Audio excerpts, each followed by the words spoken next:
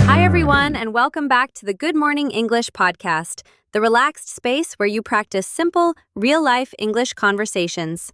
And a big welcome from me as well. We're genuinely glad you decided to join us today. Maybe you're listening while heading to work, or maybe you're curled up at home in your favorite spot, or stretched out in bed with your headphones on, just trying to slow your thoughts for a bit. Yeah, those thoughts never really stop. Because honestly, even before we started recording, my head was already busy. One voice was saying, "Don't forget your lines." Another whispered, "Wow, you look exhausted." And then a third one jumped in like, "What if you say something totally ridiculous?" Oh, yes, I feel that too. Sometimes my head feels like a group chat I forgot to mute. One message is calm, another is overreacting, and a third one is just sending panic emojis for no clear reason. So if your mind feels noisy, if you speak to yourself in a very strict or harsh way, you're not weird. You're human. And you're exactly where you need to be today. Today, we want to talk about that voice inside your head, the one you hear when you talk to yourself silently. Because that voice can go in two directions. It can shrink you, or it can gently support your growth. Yeah, I know that voice well. It stopped me from taking opportunities, kept me quiet when I wanted to speak, and convinced me for years that I wasn't that kind of person, until someone helped me understand it clearly. That conversation became a real turning point for the Alice you're listening to now. I get that. And I think many people listening are still in that before moment. The voice is loud, but they don't yet know where it comes from. And here's something I realized. If you don't see how that inner voice works against you, you can't really respond to it.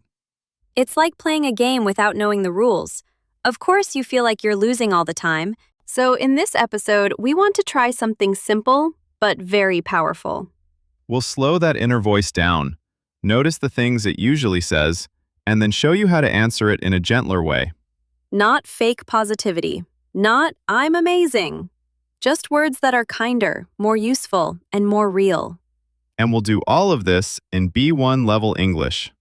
Calm language, short sentences, no heavy psychology terms, only ideas you can feel and actually use. If you don't catch every word, that's totally fine. Really, just relax, listen, and let the ideas stay with you.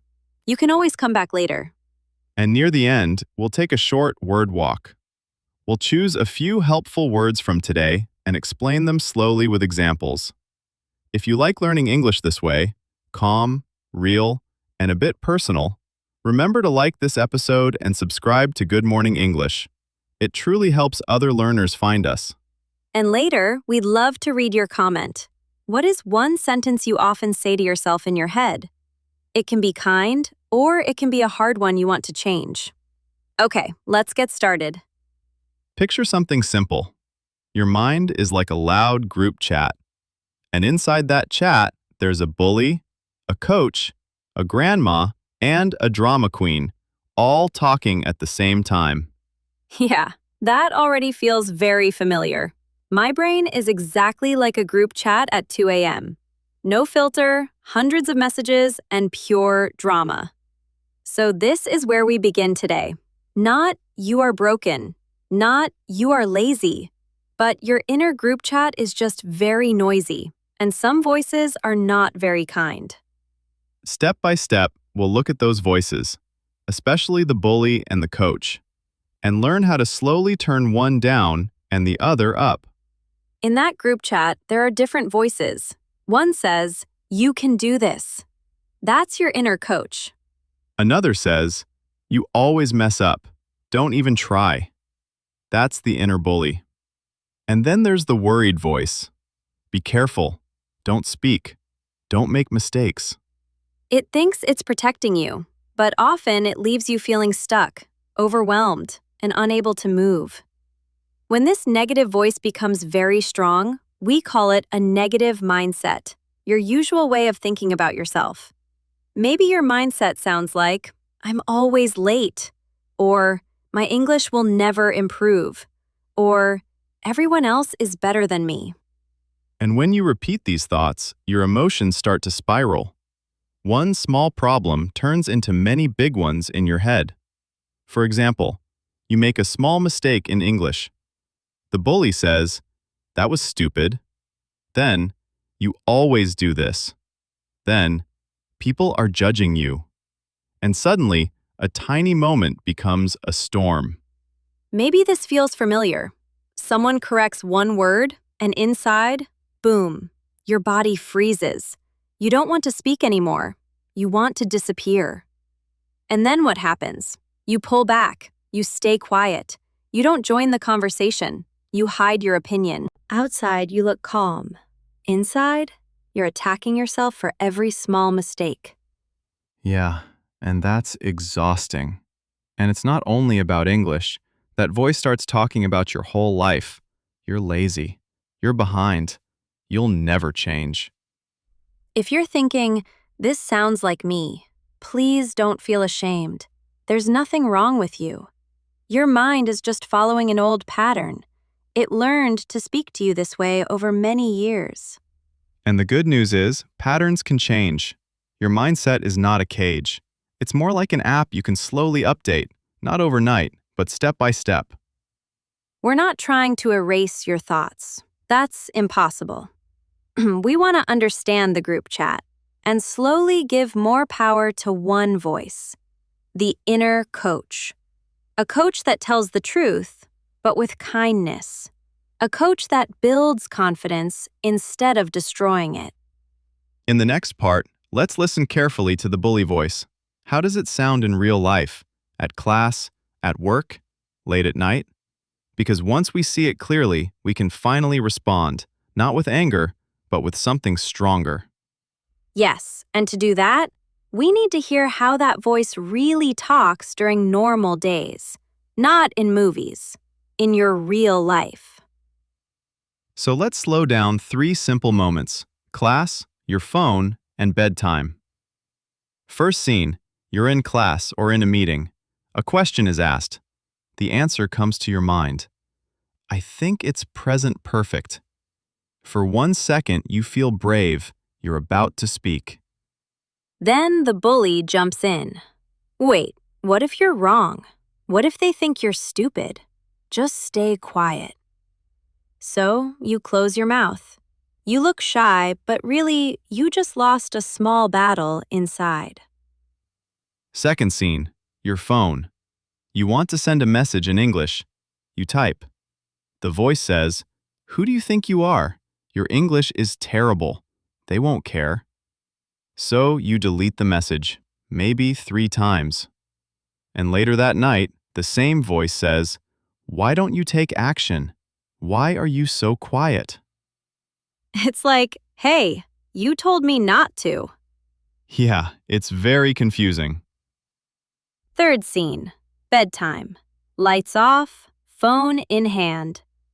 You scroll, and your mind starts replaying mistakes. Why did I say that? Why didn't I speak? Why am I still here in life? That's how a spiral starts.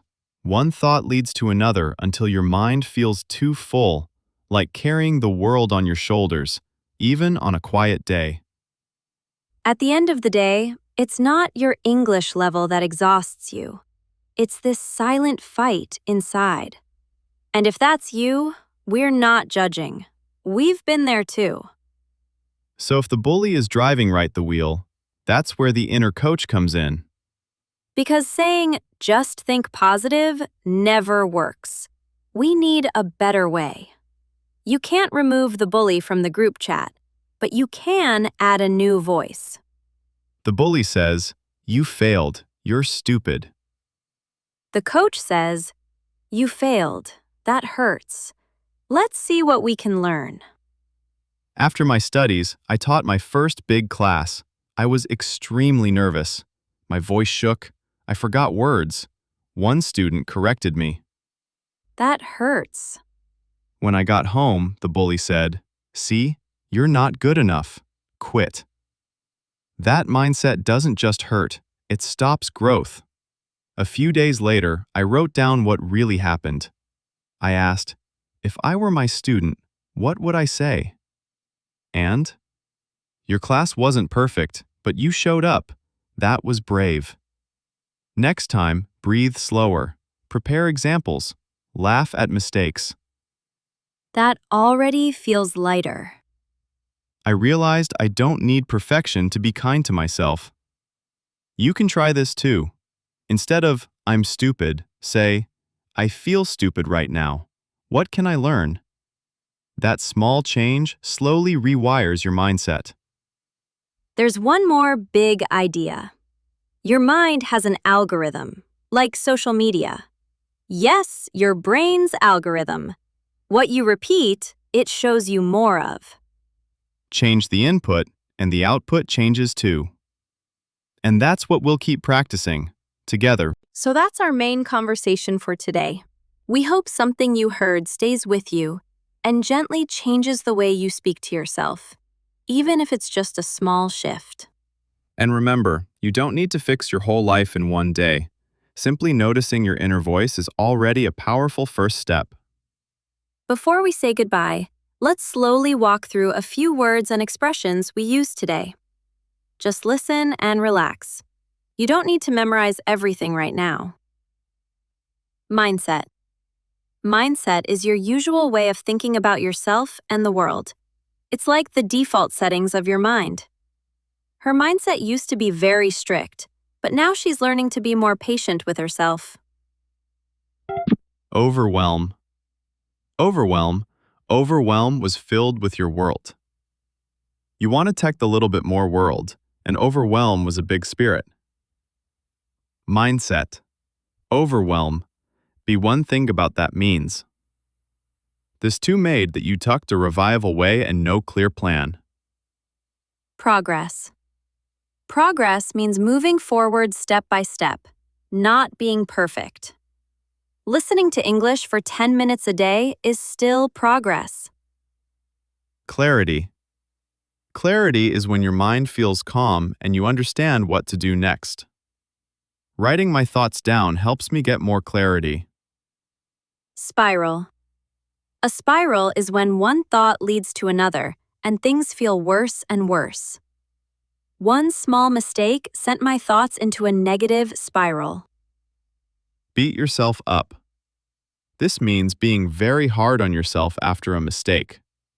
He beats himself up for things that really don't matter that much. Light bulb moment. A light bulb moment is when something suddenly makes sense. I had a light bulb moment when I understood where that voice came from. At the end of the day, this means when you think about what truly matters. At the end of the day, being kind to yourself matters more than being perfect. Step out of your comfort zone. It means doing something new or slightly uncomfortable so you can grow. Speaking English in public is stepping out of your comfort zone. Carry the world on your shoulders.